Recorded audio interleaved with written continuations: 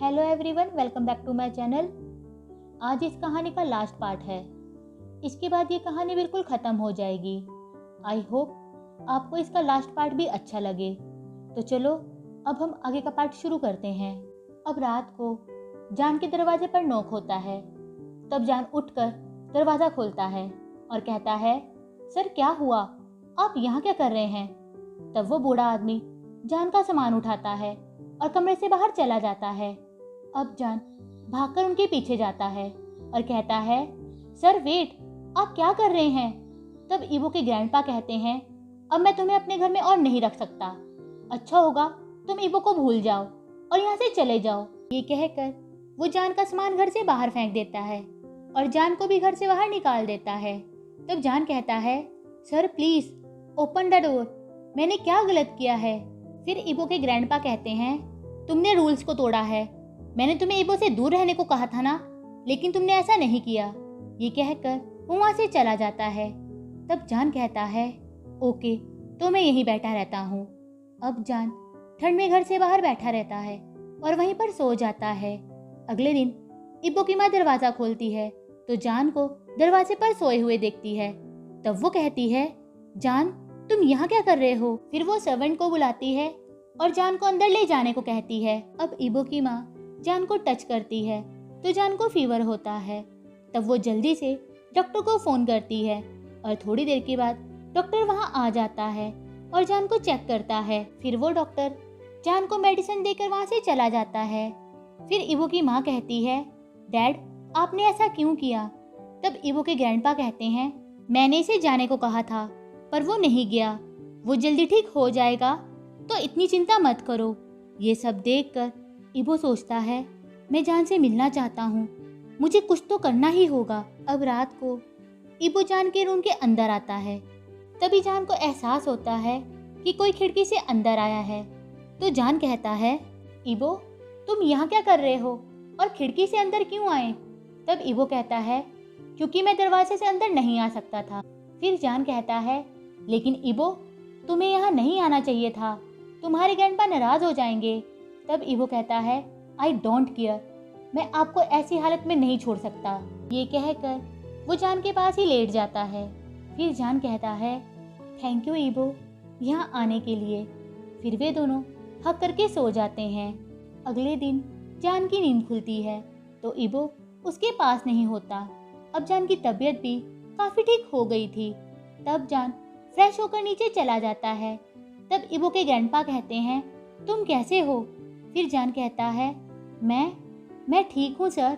तब इवो के ग्रैंडपा कहते हैं, ओके तो दोपहर में मेरा आदमी तुम्हें लेने आएगा। मैं तुमसे ऑफिस में मिलना चाहता हूँ, तैयार रहना। फिर जान कहता है, ओके सर। थोड़ी देर के बाद इवो की माँ कहती है, इवो तुम्हारे ग्रैंडपा ने जान को ऑफिस में मिलने के लिए बुलाया है। तब इवो कहता है, क्यों मॉम? आई विश वो जान को और टॉर्चर करने का कोई प्लान ना बना रहे हो। फिर इवो की माँ कहती है, पता नहीं इवो, तुम जान से पहले ऑफिस में पहुंच जाओ, अगर वहाँ कुछ गलत होगा तब तुम उसे वहाँ रोक सकते हो। तब इवो हाँ में अपना सिर हिलाता है। अब दोपहर में जान को एक ड्राइवर लेने आता है और जान कार में बैठ जाता है और एक बिल्डिंग के पास पहुंच जाता है। वहाँ एक आदमी खड़ा होता है और कहता है, क्या तुम शाहजहान हो? मेरे पीछे आओ, सर तुम्हारा वेट कर रहे हैं। तब वो आदमी जान को एक रूम में ले जाता है। वहाँ इवो के ग्रैंडपा कहते हैं, बैठो, मैंने तुमसे बहुत ज़रूरी बात करनी है। मैंने देखा है कि तुम बहुत अच्छे हो और इवो से भी बहुत प्यार करते हो। आई होप तुम उसे फ्यूचर में भी खुश रखोगे। मैं तुम दोनों को एक्सेप्ट करता हूँ। ये सुनकर जान खुशी से कहता है, रियली सर, क्या आप सच में ये कह रहे हैं? तब इवो के ग्रैंडपा कहते हैं, हाँ, इसलिए मैं तुम्हें वांग कंपनी के 50% का मालिक बनाना चाहता हूँ। फिर जान कहता है, सर मैं आपके फैसले की कदर करता हूँ, लेकिन मैं इसे एक्सेप्ट नहीं कर सकता। मुझे इसकी ज़रूरत नहीं है, मुझे बस इवो चाहिए और मेरे पास इतना पैसा है कि मैं इवो को खुश रख सकता हूँ। इवो एक रिस्पॉन्सिबल और टैलेंटेड लड़का है, वो इस कंपनी को अकेले ही अच्छे से चला सकता है। ये सुनकर इवो के ग्रैंडपा कहते हैं, जान तुमने साबित कर दिया है कि तुम इवो से सच्चा प्यार करते हो। मैं खुश हूँ कि तुम फेक पर्सन साबित नहीं हुए। लेकिन फ्यूचर में इबो को कभी भी हर्ट मत करना। जब तक मैं जिंदा हूँ मेरी नज़र तुम पर ही रहेगी। तब जान कहता है ओके सर। फिर इबो के ग्रैंडपा कहते हैं इबो, तुमने छुपकर बहुत बातें सुन ली हैं, अब बाहर आ जाओ। तब इबो कहता है सॉरी ग्रैंडपा, लेकिन आपको कैसे पता चला कि मैं यहाँ हूँ? तब इबो के ग्रैंडपा कहते हैं मुझे सब पता है, मुझे ये भी पता है कि तुम कल रात को जान के कमरे में गए थे। फिर इबो कहता है सॉरी ग्रैंडपा, लेकिन मैं उससे दूर नहीं रह सकता। तब इबो के ग्रैंडपा कहते हैं अब रोका भी किसने है, मैंने जान को एक्सेप्ट कर लिया है। ये सुनकर इबो खुशी से कहता है थैंक यू ग्रैंडपा। अब इबो भागकर जान के पास जाता है और उसके चेहरे को पकड़कर उसे किस करने लगता है। तब इबो के ग्रैंडपा कहते हैं आजकल के बच्चे भी ना, नो शेम। ये कहकर वो रूम से बाहर चला जाता है। अब 6 महीने के बाद इबो और जान अपनी शादी के लिए कैलिफोर्निया चले जाते हैं। अब इबो की माँ कहती है इबो बेटे तुम बहुत अच्छे लग रहे हो। तब इबो कहता है थैंक यू मॉम। दूसरी तरफ सब लोग मैरिज हॉल में इकट्ठे होते हैं और जान वहाँ इबो की वेट करता है। थोड़ी देर के बाद इबो अपने ग्रैंडपा के साथ वहाँ आता है और जान के सामने खड़ा हो जाता है। फिर वे दोनों शादी की कस्में लेते हैं और एक दूसरे को किस करते हैं। तभी यूकी वहाँ आती है और कहती है मैं बहुत खुश हूँ कि तुम दोनों की शादी हो गई और मैं भी अगले महीने शादी कर रही हूँ और तुम दोनों को वहाँ आना है। तभी इबो की नज़र कार्लोस पर पड़ती है। तब वो भागकर कार्लोस के पास जाता है और उसे हक करता है। तब कार्लोस कहता है फाइनली तुमने जान से शादी कर ली। तब जान भी वहाँ आ जाता है। फिर इबो कहता है नहीं, मैंने उसे छोड़ दिया, मैंने सियान से शादी की है। तब कार्लोस कहता है क्या मतलब? फिर इबो स्माइल करता है और कहता है जान ही सियान है। तब कार्लोस कहता है इबो तुम सच में लकी हो। फिर जान कहता है थैंक यू कार्लोस, चलो अंदर चलते हैं। तब कार्लोस कहता है थैंक यू जान, पर मुझे कुछ ज़रूरी काम है, मैं किसी और दिन आऊँगा। ये कहकर वो वहाँ से चला जाता है। अब रात को इबो और जान अपने घर के अंदर आते हैं तो घर बहुत सुंदर सजा होता है। तब जान कहता है वेलकम शाओ वांगीबो। फिर इबो स्माइल करता है और कहता है अब आगे क्या है जानग, आपने इतनी तैयारी ऐसे तो नहीं की है। तब जान कहता है ऑफ कोर्स इसमें मेरा स्वार्थ भी है। ये कहकर जान इबो को गोद में उठा लेता है और उसे रूम में ले जाता है। तब जान कहता है बेबी पहले तुम बाथ ले लो, मैं दूसरे कमरे में शावर ले लूँगा। अब थोड़ी देर के बाद इबो बाथरोब पहनकर बाथरूम से बाहर आता है और तभी जान भी शावर लेकर रूम में आ जाता है। अब इबो जान के गीले बालों को और उसकी गीली बॉडी को देखकर उसे देखता ही रह जाता है। तब जान कहता है इबो क्या देख रहे हो? तब इबो शर्माते हुए कहता है कुछ नहीं जानग। तब जान कहता है डोंट लाई, तुम मुझे घूर कर देख रहे थे। फिर इबो नाटक करते हुए कहता है जानग जो थप्पड़ आपने मुझे मारे थे वो आज भी दर्द कर रहे हैं। तभी जान भागकर इबो के पास आता है और कहता है आई एम सॉरी इबो, क्या वो सच में दर्द कर रहे हैं? फिर इबो हंसते हुए कहता है जानग आपको ब्लैकमेल करना बहुत आसान है। ये सुनकर जान इबो को बेड पर पुश करता है और उसके ऊपर आ जाता है। तब जान कहता है इबो अब तो तुमको तुम्हारे ग्रैंडपा भी नहीं बचा सकते, अब क्या करोगे? तब इबो कहता है बचना भी कौन चाहता है जानग। तभी जान इबो की नेक को लिक करने लगता है। इससे इबो थोड़ा सा मौन करता है और जान की तरफ देखने लगता है। अब जान अपने थंब से इबो के लिप्स को टच करता है और कहता है इबो तुम बहुत सुंदर हो। ये कहकर जान इबो को किस करने लगता है और किस करते हुए उसके एयरलॉक तक आ जाता है और वहाँ जोर से बाइट करता है। अब जान इबो की नेक पर आ जाता है और वहाँ भी बाइट करने लगता है। इसे इबो भी जान को और जोर से पकड़ लेता है और उसे अपने बॉडी के और पास ले आता है। अब जान इबो के बाथरोब को खोल देता है और उसके शोल्डर पर बाइट करने लगता है। इससे इबो भी मौन करने लगता है। फिर जान इबो की चेस्ट तक आ जाता है और वहाँ भी बाइट और सक करने लगता है। अब जान धीरे धीरे अपनी टंग को इबो के पेट तक ले जाता है और उसकी नेवल को लिक करने लगता है। इससे इबो भी और मौन करने लगता है और अपने हाथों से अपने चेहरे को छुपा लेता है। तब जान कहता है, इबो अपने चेहरे से हाथ हटाओ, तुम इतना क्यों शर्मा रहे हो? मैंने पहले ही तुम्हारे सारे सेक्सी एक्सप्रेशन देखे हुए हैं। ये कहकर जान इबो के हाथ हटा देता है। अब जान इबो के बाथरोब को पूरा निकाल देता है और इबो को लस्ट के साथ देखने लगता है। फिर जान अपना बाथरोब भी निकाल देता है और फिर से इबो की बॉडी को टच करने लगता है। अब जान लूप को बाहर निकालता है और इबो को बेड पर फ्लिप करता है। अब जान इबो के हिप्स को पकड़ता है और उन्हें हवा में थोड़ा ऊपर करता है। फिर जान लूप को अपनी फिंगर्स पर लगा लेता है और इबो को प्रिपेयर करने लगता है। इससे इबो भी हार्ड होने लगता है। तब जान कहता है, यू आर एंजॉइंग इबो। ये सुनकर इबो स्टटरिंग करते हुए कहता है, इट फील्स सो गुड जान। अब इबो खुद को टच करने लगता है।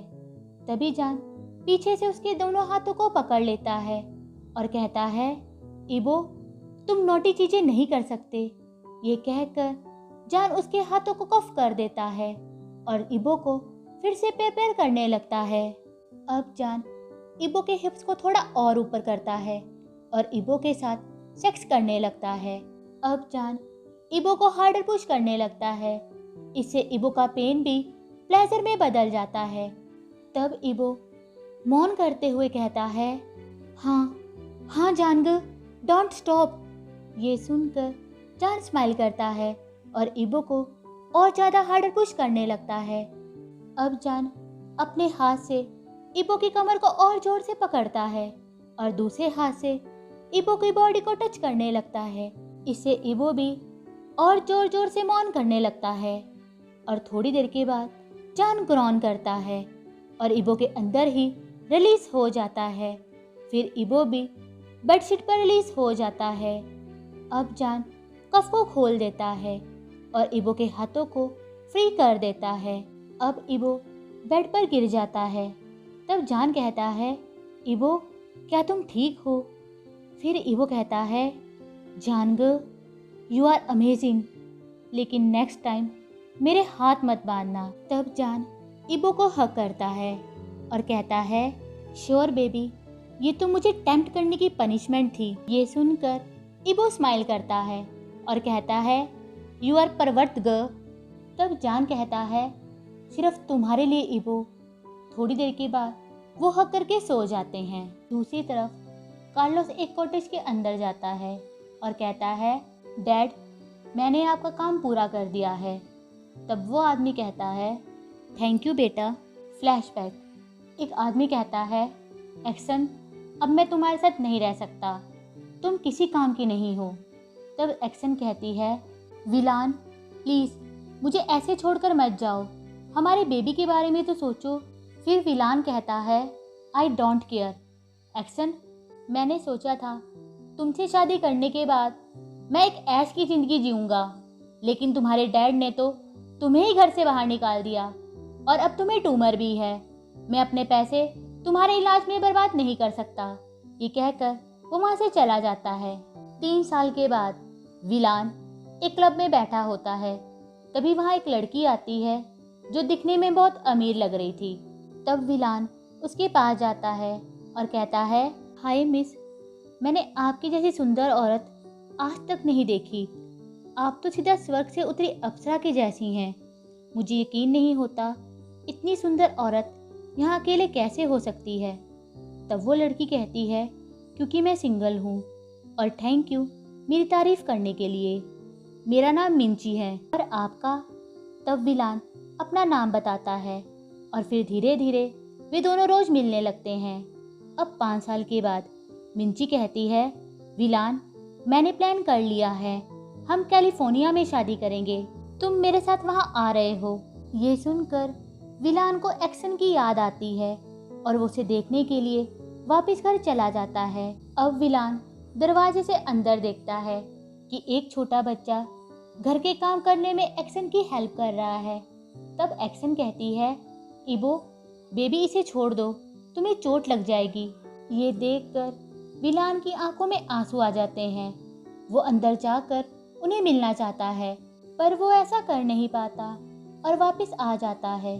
अगले दिन वो कैलिफोर्निया चला जाता है और वहाँ जाकर मिंची से शादी कर लेता है। एक रात विलान सड़क पर एक बच्चे को सोते हुए देखता है। तब वो उसके पास जाता है और पूछता है, हे तुम यहाँ क्यों सो रहे हो? फिर वो बच्चा कहता है, क्योंकि मेरे पास घर नहीं है, मेरी माँ मर गई है और मेरे फादर मुझे छोड़कर चले गए हैं। ये सुनकर विलान को इबो की याद आती है कि उसने भी कुछ ऐसा ही किया है। तब विलान कहता है, क्या तुम मेरे साथ चलोगे? मैं तुम्हें खाना दूंगा। फिर विलान उस बच्चे को अपने घर ले जाता है और उसकी केयर करने लगता है और वो बच्चा उसे डैड कहने लगता है। एक दिन विलान मिंची को अपनी पहली शादी के बारे में बता देता है और कहता है, मैं वापस जाना चाहता हूँ। तब मिंची कहती है, तुम्हारा दिमाग खराब हो गया है, तुम पहले ही उनसे सारे रिश्ते तोड़ चुके हो, तुम ऐसे नहीं जा सकते। मैंने कितने सालों तक तुम्हें टॉलरेट किया है, मैं अपने एक्सपेरिमेंट को ऐसे फेल होता नहीं देख सकती। तब विलान कहता है, क्या मतलब है तुम्हारा? फिर मिंची कहती है, मैंने तुमसे कभी प्यार नहीं किया, हमें एक्सपेरिमेंट के लिए कोई चाहिए था और तुम आसानी से हमारे जाल में फंस गए। तब विलान कहता है, तुमने मुझे धोखा दिया। तभी पीछे से एक आदमी उसकी गर्दन पर इंजेक्शन लगा देता है और वो बेहोश हो जाता है और फिर कितने सालों तक वे उस पर एक्सपेरिमेंट करते रहते हैं। उधर कार्लोस भी अपने डैडी को ढूंढता रहता है और गुजारा करने के लिए अलग अलग जॉब करता रहता है। थोड़े सालों के बाद पुलिस इल्लीगल एक्सपेरिमेंट करने वालों को पकड़ लेती है और विलान को भी बाहर निकाल लेती है। तब पुलिस से कार्लोस को भी विलान के बारे में पता चल जाता है और वो उसे घर वापस ले आता है। अब विलान की पूरी बॉडी पैरालाइज्ड हो चुकी थी और उसके शरीर पर बहुत सारे मार्क्स थे और उसकी हालत बहुत खराब हो गई थी। तब कार्लोस कहता है, डैड ये आपको क्या हो गया है? फिर विलान कहता है, बेटा ये मेरे कर्मों का फल है, भगवान ने मुझे सजा दी है। तब विलान कार्लोस को सब कुछ बता देता है और कहता है, मेरा बेटा इबो बिल्कुल मेरे जैसा दिखता है, पर पता नहीं वो अभी भी जिंदा भी है या नहीं। फ्लैशबैक खत्म। अब एक दिन कार्लोस एक रेस्टोरेंट में जाता है जहां उसे इबो मिलता है, जो बिल्कुल उसे अपने डैड जैसा लगता है, पर कार्लोस श्योर नहीं होता कि वो इबो ही है या नहीं। इसलिए कार्लोस इबो के पास जाता है और उसे अपना नाम बताता है। तब इबो भी कार्लोस को अपना नाम बता देता है। तब कार्लोस को पता चल जाता है कि इबो उसके डैड का बेटा है। फिर इबो कार्लोस को सब कुछ बता देता है और फिर कार्लोस जान को ढूंढने में इबो की मदद करता है। अब कार्लोस सोचता है, किस्मत भी कैसे कैसे खेल खेलती है। अगर डैड इबो को नहीं छोड़ते तो मैं उन्हें नहीं मिलता, और अगर इबो जान को ढूंढने यहाँ नहीं आता तो मैं उसे शायद कभी नहीं मिल पाता और डैड कभी शांति से मर नहीं पाते। एनीवे, लास्ट में अब सब हैप्पी हैं। इस तरह से इस कहानी का भी हैप्पी एंडिंग हो जाता है। ये कहानी प्यार से नफरत और फिर नफरत से प्यार तक के सफर को बताती है। इस कहानी से भी हमें बहुत कुछ सीखने को मिलता है कि कभी किसी को धोखा नहीं देना चाहिए और जो जैसा करता है उसे वैसा ही मिलता है। आज के लिए बस इतना ही। अगर आप लोगों को मेरी वीडियो अच्छी लगी हो तो प्लीज़ इसे लाइक करना, शेयर करना और मेरे चैनल को सब्सक्राइब कर देना। Bye, thank you.